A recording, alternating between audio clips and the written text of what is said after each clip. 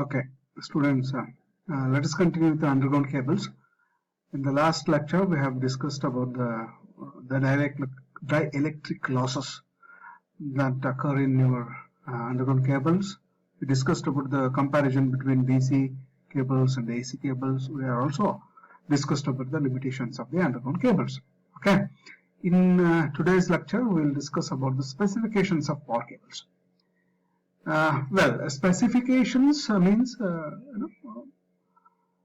ratings of the cables, where these specifications differ from the cable to cable. I mean to say that where these cables are used, for what voltage they are being used, and what is the applications. Based on the applications, also these specification changes. So specifications means the voltage rating, current rating, what is the maximum current, possible current that the cable can handle, what is the maximum temperature that it can handle, okay, even what is the type of the insulation, whether it's a single core cable or a 3-core cable. All these comes under specifications of power cables. Okay, so let us see in detail. Cables are mainly designed as per the requirement, whether it's being used for the transmission purpose or distribution purpose, right? Where they are used, whether they are used in open air, or they are used for underground cables, or where they are used in mines, all these things. So as per the requirement. Power cables are mainly used for power transmission and distribution purpose. It is an assembly of one or more individually insulated electrical conductors, usually held together with an overall sheath. The assembly is used for transmission and distribution of electrical power. These are designed and manufactured as per the voltage, current to be carried, what is the operating maximum temperature, and the purpose of application desired by the customer. For mining, we give extra mechanical strength to the cable with the double armoring. For a wind power plant, customers generally require flexible and ultraviolet protected cable with mechanical tough sheath. So, the design is as per the requirement. The underground cables have several advantages, such as less liable to the damage through storms, lightning, right? But on the other hand, some disadvantages also. We have seen that. Lower maintenance cost, okay. There is no very less maintenance cost, but the installation cost is very high. On the other hand, right? Less chances of faults, okay. Less chances of faults, but on the other hand, if there is a fault, it's very difficult to find the fault. Smaller voltage drop, of course, and better general appearance. So, we have to choose between underground cables and overhead transmission based on our requirement. Okay, so this is about specification. Let us come to one by one. Short circuit rating.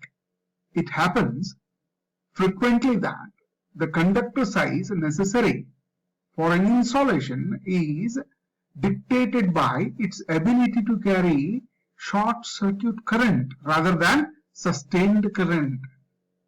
So, the size of the conductor is decided by what? Its ability to carry short circuit current rather than sustained current.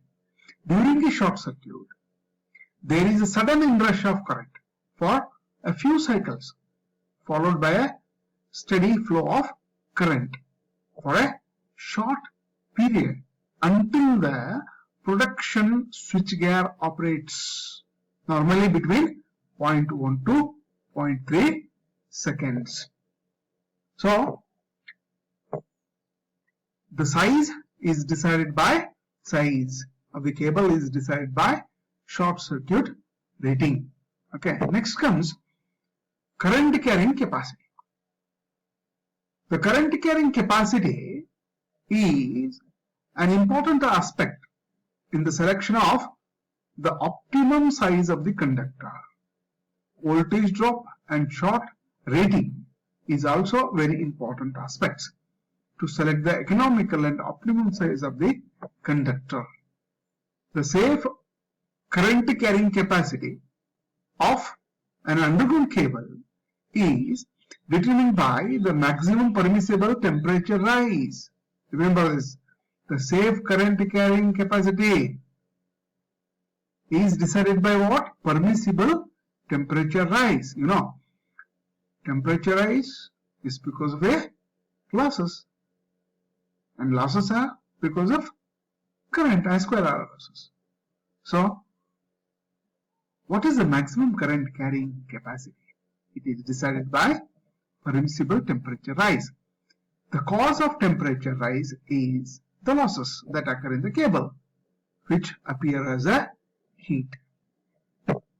Next is voltage drop. The allowable maximum voltage drops from the source to load is another aspect of power cable conductor design. As per the Ohm's law, V is equal to I into R. Voltage is the product of current and resistance. The first is the choice of the material used for the wire. Copper is of course a best conductor than the aluminium because its resistance is less, therefore voltage drop will be less, and will have a less voltage drop than the aluminium for a given length and size of the wire. Wire size is another important factor in determining the voltage drop. See here, larger the wire size, those with a greater diameter, larger the wire size, the diameter is more, will have less voltage drop. Why? Because R is equal to rho L by A. The area, that is the diameter, is more, then what will happen? Resistance will be less. If the resistance is less, then the voltage drop will be less. So, if the wire size is large, then it will have a less voltage drop as compared to that of your smaller sized wire for the same length. Okay, remember this. Let us now solve some problems related to your grading of the cables. Okay, so theoretical aspects of the underground cables have been covered till now. Okay, so that completes your chapter or unit 4.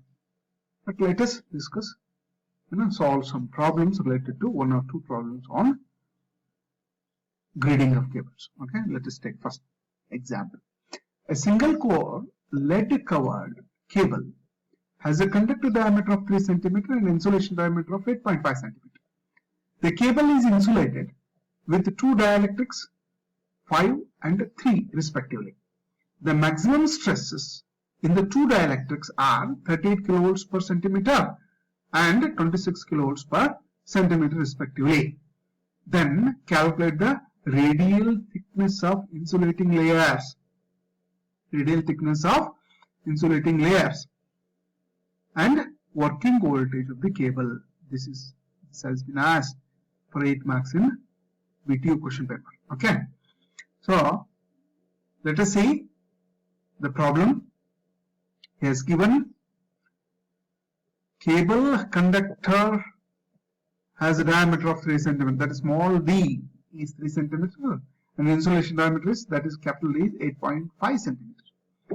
And the two dielectrics, that is epsilon 1 is 5, epsilon 2 is 3, and you have maximum stress, that is maximum gradients, voltage gradient. G1 maximum is 38 kV per centimeter. Similarly, G2 maximum is 26 kV per centimeter. So you have to write down these data. D is small d is 3 cm, capital D is 8.5 cm, epsilon 1 is 5, epsilon 2 is 3, G1 max, G2 max. Okay.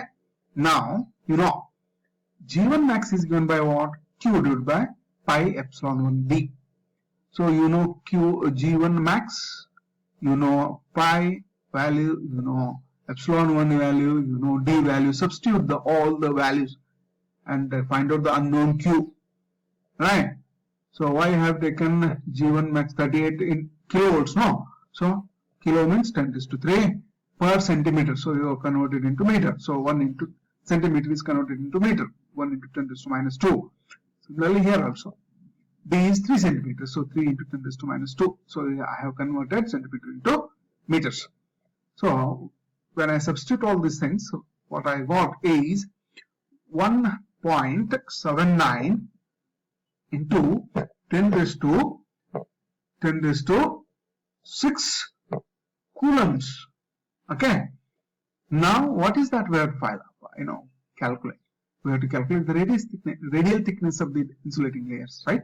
So you have 2 layers, right? We have to calculate the radial thickness of the 2 layers. Okay, I have calculated Q1 now. Similarly, Q2. Okay, I have calculated Q. Now similarly G2 max. Let us take. Now G2 max is also Q divided by pi epsilon 2 into small d1.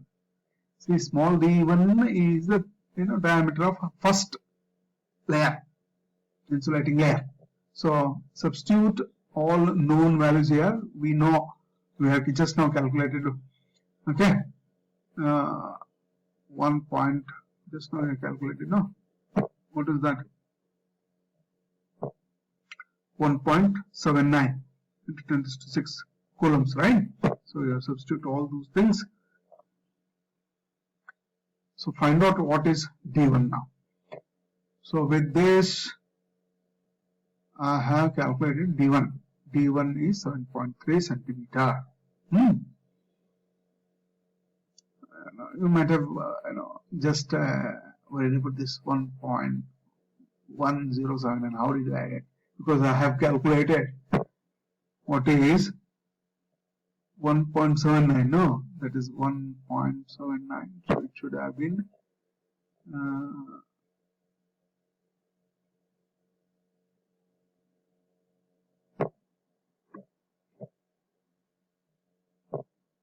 0. Why? Because here epsilon 2 is 3. Now, so all these things 1.79. Right. Okay. Fine. So I calculated 7.3 centimeters. Similarly, thickness of the first dielectric is, what is the thickness of the first dielectric? So it is equal to D1 minus D. So D1 minus D whole divided by 2. So what I got finally is 2.15 centimeter. And thickness of the first dielectric, I mean to say that, this is not first, this is second, right? The second dielectric. So D minus D1 divided by 2. So I have calculated it as 0.6 centimeter. Now, G1 max is equal to, you know that, V2 divided by D by 2 natural log of D1 by D plus epsilon 1 by epsilon 2 natural log of capital D by D1. So substitute the values of all these things, because what has been asked here, not only thickness, you have to calculate what is the working voltage, right? So that's what I am doing here. I am calculating the working voltage. So after that, what I got is, okay, this is V. I have taken it as, let me take it as, it is V only, right?